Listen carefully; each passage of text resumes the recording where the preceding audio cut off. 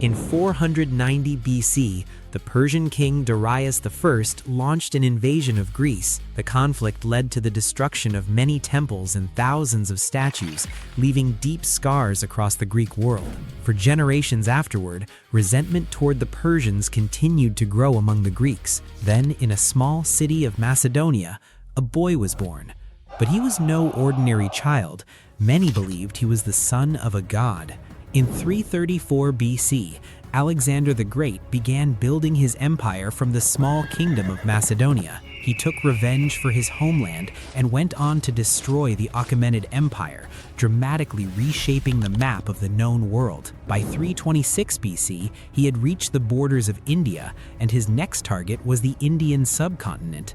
But suddenly, he turned back and returned to Macedonia. All of these events are deeply connected to the story of how Alexander the Great became history's greatest warrior, earning titles like King of Kings, Emperor, and even God. That half-hour story begins with his birth in an ordinary city of Macedonia. From the very beginning, many people believed he was the son of the Greek god Zeus. His mother, Olympias, only fueled those beliefs even further. Like any father, his father, Philip II of Macedon, wanted his son to grow into a worthy king. To make that happen, he trained Alexander the Great under the finest teachers of the time, including one of history's greatest philosophers, Aristotle. In just 3 years of education, Aristotle helped shape Alexander's patience, broad thinking, and diplomatic skills, sharpening the political instincts that would later define his rule. The first glimpse of his greatness came when at just 10 years old, Alexander the Great easily tamed a wild horse named Bucephalus. Then, at only 18, he fought alongside his father in the Battle of Chaeronea, where his courage, leadership, and battlefield tactics stunned everyone. It became one of the defining turning points of Alexander's life. From this point on, signs of his greatness began to emerge. People's belief in him kept growing, and so did his confidence, along with his hatred for the Achaemenid Empire. After all, much of Greece dreamed of wiping the Persian Empire off the map. To achieve this goal, Alexander the Great began expanding his influence across neighboring kingdoms.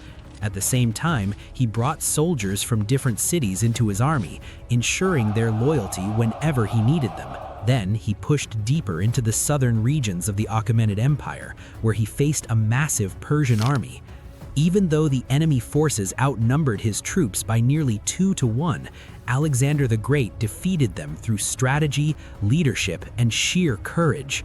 It was a monumental victory, and one reason why the stories of Alexander and his army still leave people in awe today. As the saying goes, those who fail to learn from history are doomed to repeat its mistakes. After this victory, Alexander the Great conquered many regions of Asia Minor, and many areas he didn't even have to fight for. Several of them voluntarily surrendered to him. Even after conquering Persian territories, Alexander the Great did not destroy their culture. Instead, he allowed Persian commanders, leaders, and governors to continue living under his rule based on their integrity and loyalty. In this way, he began applying the principle taught by Aristotle, winning people's hearts rather than forcing them through power. He expanded his empire not only through war, but also by earning the trust of the people he conquered. But his goal was still not fulfilled. His true objective was the complete destruction of the Achaemenid Empire. With that aim, he advanced with his army toward the heart of Persia's most important regions, where he once again faced one of the largest Persian forces in history. Alexander's army had only 47,000 soldiers, while the Persian forces numbered over 100,000. The Persian king, Darius III, knew how clever and strategic Alexander could be, so he ordered his troops to stay fully alert and prepared for battle. But once the battle began, Alexander the Great used a strategy that completely changed the course of the war. He deliberately ordered his forces to fall back slightly, making the Persians believe they were winning. At that moment, he exploited the gap forming in the enemy lines and sent his cavalry to attack from the rear. The result was devastating destruction across the Persian ranks. King Darius III panicked and fled the battlefield, and in the end, he was killed by one of his own commanders. This battle is remembered in history as the moment that completely changed the fate of Alexander the Great. After it, the world's greatest empire collapsed, and at just 25 years old, Alexander became known as the ruler of Asia.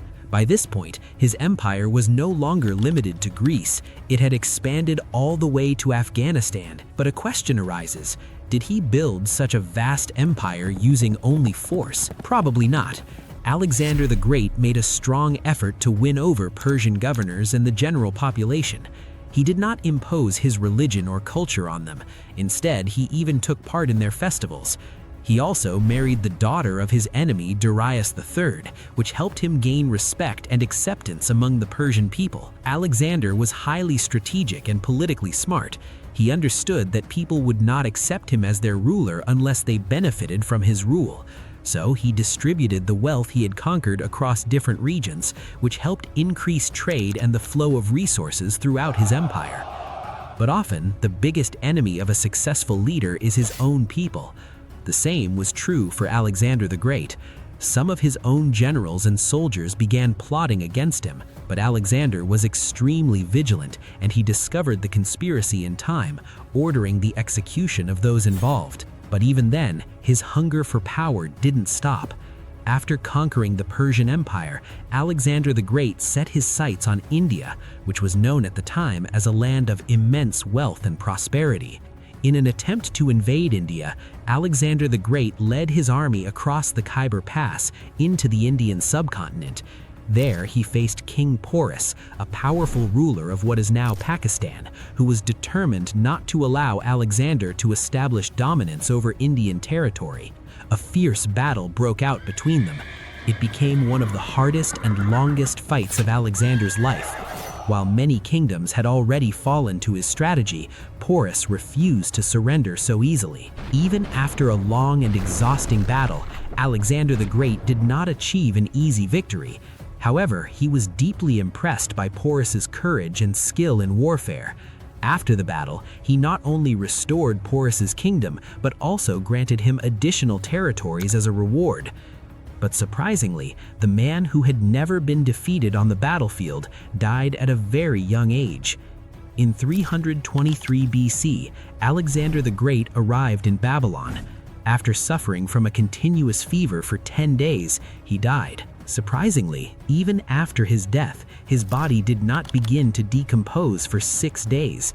Modern researchers suggest he may have suffered a stroke-induced paralysis, which reduced his body's oxygen demand and slowed his breathing so much that doctors mistakenly declared him dead. This means that Alexander had lived a few more years. His empire might have expanded even much further. Although he died young and never ruled the entire world, it cannot be denied that his conquests spread Greek culture across vast regions of the ancient world. Even after his death, the influence of his empire lasted for centuries in what is known as the Hellenistic Age. His campaigns from Central Asia to India also helped connect different cultures and regions. Many of the cities he founded still exist today, and his military strategies are still studied in military academies around the world. Historians consider Alexander the Great to be one of the few figures remembered across hundreds of languages and cultures.